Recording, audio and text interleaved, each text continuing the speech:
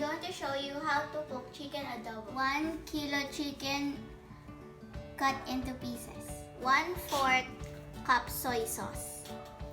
1/3 cup vinegar. 1 cup water.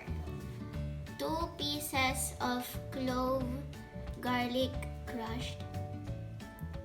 1 teaspoon of black pepper. 2 pieces of laurel leaves. In a clean pot, we will combine all the ingredients. First, put the chicken.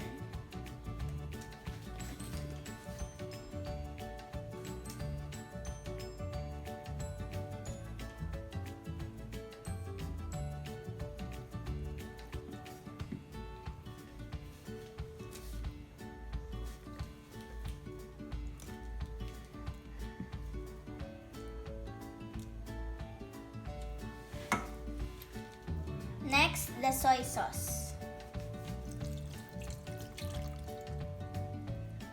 Then the vinegar. And the water.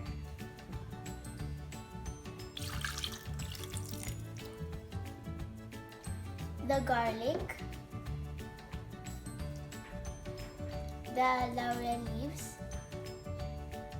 The black pepper.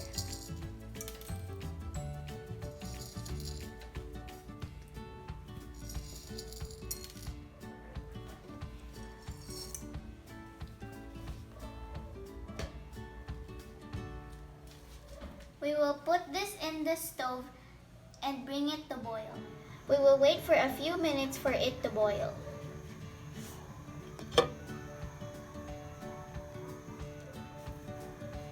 Please note, when you cook something using vinegar as ingredient, make sure that you do not stir the mixture until the vinegar is already cooked.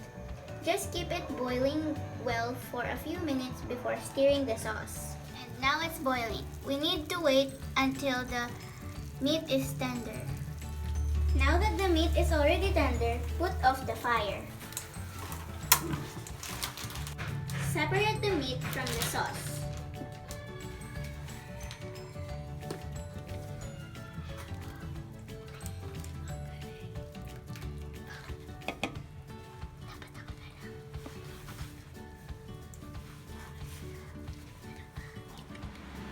Strain them well by using a strainer to drain the excess water from the meat. In a separate pan, slightly fry the meat.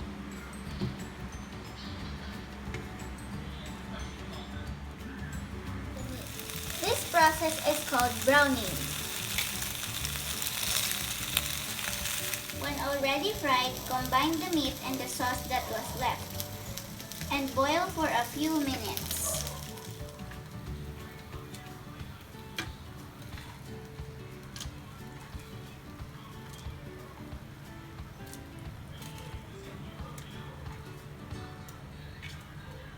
Now it's boiling again.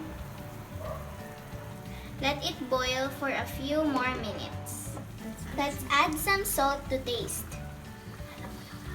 Let's stir it. With balance of the vinegar and salt, sprinkle the sauce with a pinch of sugar. To make the sauce well. Ready to serve. And now we're placing it in a nice platter.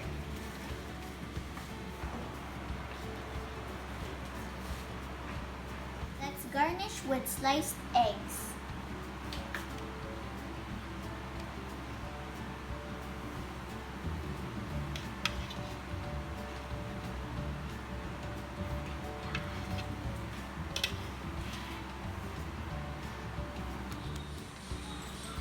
And now here's our finished product, our chicken adobo. So yummy!